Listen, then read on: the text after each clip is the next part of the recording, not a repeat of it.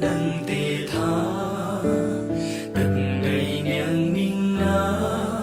mô hà na chẳng đâu có chỉ thâu khung kỳ chmuk tiếc to miền bờ bắc thọ bầu rừng từ khung thuyết lô ca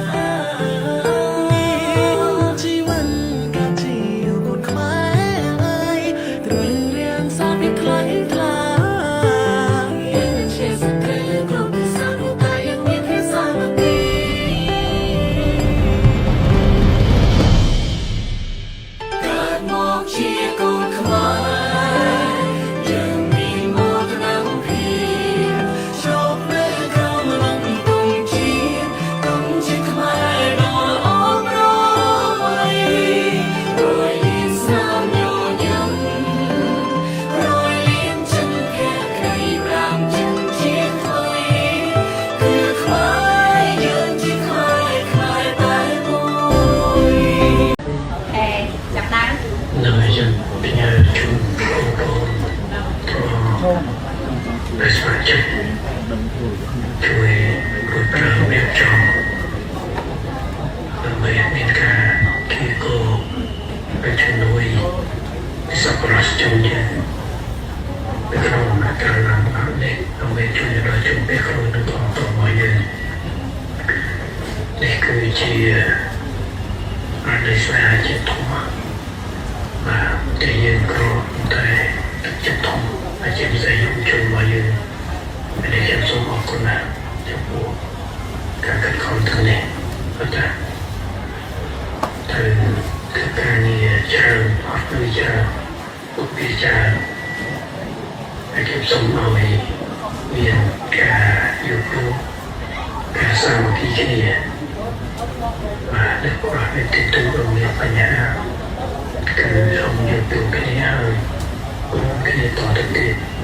ក្នុងដំណើរការដែលបាននេះខ្ញុំមានជាវិទ្យាបានគេលោកយកចិត្តទុកដាក់លោកសេរីបញ្ញាយកជាប្រវត្តិក្រុមដំណើររបស់យើងហើយមានកម្លាំងមហាជនជាប្រវត្តិសាស្ត្រយុវជនយើងនៅពីក្រោយគ្រប់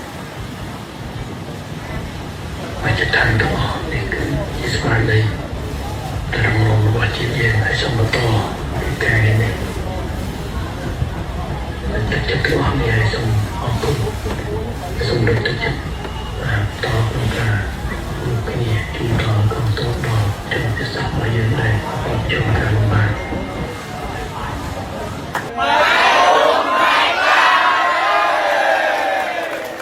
social media នេះវាជាអាវុធគ្រប់ពីរលោកគ្នានៅក្នុងទាំងយើងកុំមិនចាត់ទៅឲ្យកូនចៅយើងមិនអានក្រៅឃើញឲ្យសោះជាពិសេសគឺអ្នកជិតខាងរបស់យើងចា៎នឹងគឺបងសុំកន្លែងនឹងមួយចា៎មកធ្វើការងារនេះគឺក្នុងគោលដៅអីខ្លះចា៎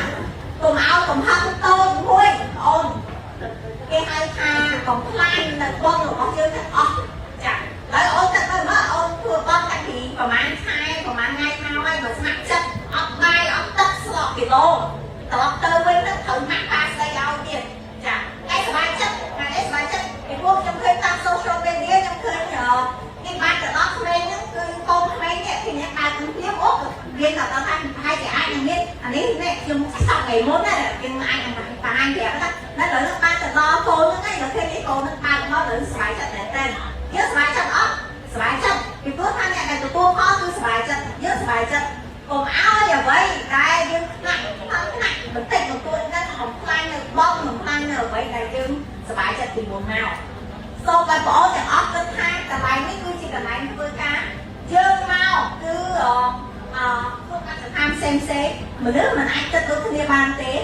ប៉ុន្តែពេលយើងត្រឡប់ទៅផ្ទះវិញតលាក់តាមមិនសប្បាយចិត្តនៅកន្លែងនេះទាំងអស់ត្រឡប់ទៅផ្ទះវិញតែគិតថាអ្វីដែលយើងកើតនៅក្នុងថ្ងៃនេះគឺកើតនៅក្នុងថ្ងៃនេះហើយស្អែកហ្នឹងបើថាបងអូនមានចិត្តថាបងអូនចង់បន្តការងារនឹងទៀតមកទៀតពេលណាគិតថាបងអូនឈប់ខំហើយបងអូនមកហើយបងអូនមិនទាន់ថាទៅខំឡើយទេទៅខំនឹងការងារដែលសកម្មភាពហ្នឹងគឺអត់សូវសប្បាយចិត្តអូខេក៏ប្រេកមួយថ្ងៃទៅពីរថ្ងៃទៅថាមកវិញចិត្តមកធ្វើការងារទៀតចា៎នេះគឺជាអ្វីដែលបងស្នើសុំឲ្យបងប្អូនទាំងអស់គ្នាគិត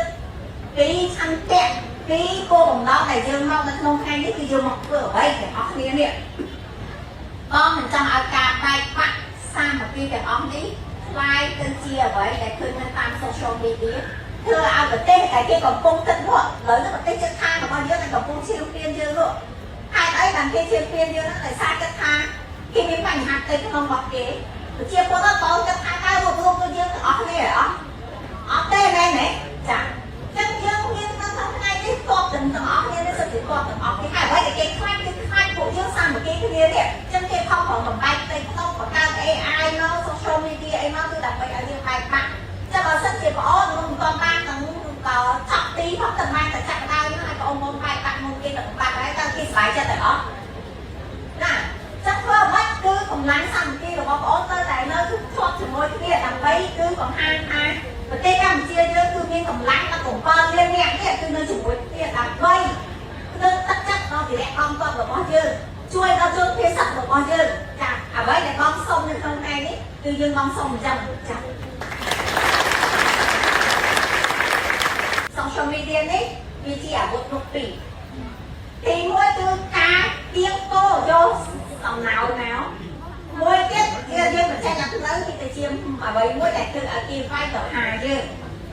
បងអូនចាំពាក្យមួយគេថានៅ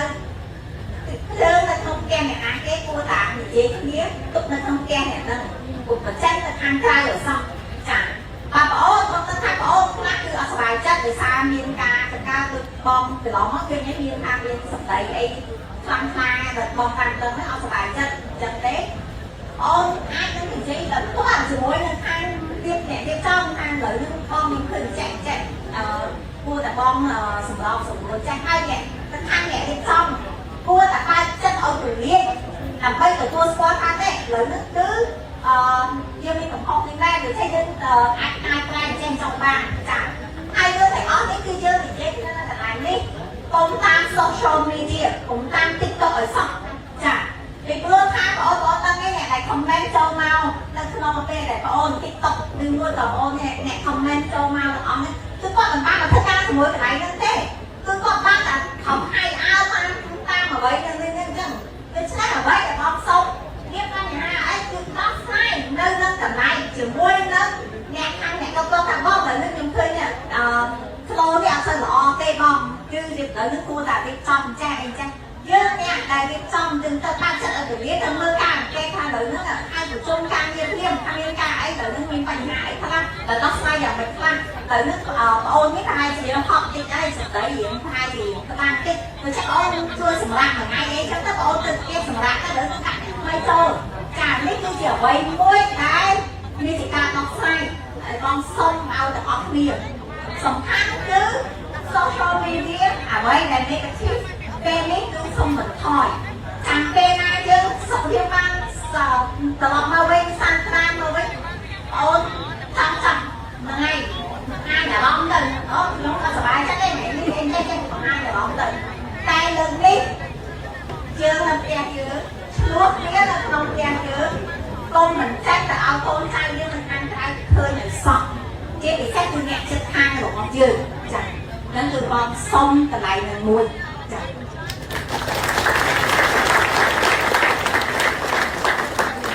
แล้วมีអារម្មណ៍ថាបន្តទៅមុខទៀតបានទេអត់បងសង្ឃឹមថាថ្ងៃនេះបងមកនេះគឺសង្ឃឹមថាទឹកចិត្តបងប្អូនបកត្រឡប់មកវិញបងដឹងថាបងប្អូនខ្លះបាក់ទឹកចិត្តបកត្រឡប់មកវិញពេលនេះគឺអត់មានពេលបាក់ទឹកចិត្តទេគឺពេលត្រូវតែផ្ដល់កម្លាំងចិត្តឲ្យខ្លួនឯងផ្ដល់កម្លាំងចិត្តឲ្យវិរៈកងទ័ពរបស់យើងផ្ដល់កម្លាំងចិត្តឲ្យជនភៀសរបស់យើងថាយើងនៅពីក្រោយគាត់ជានិច្ចចា៎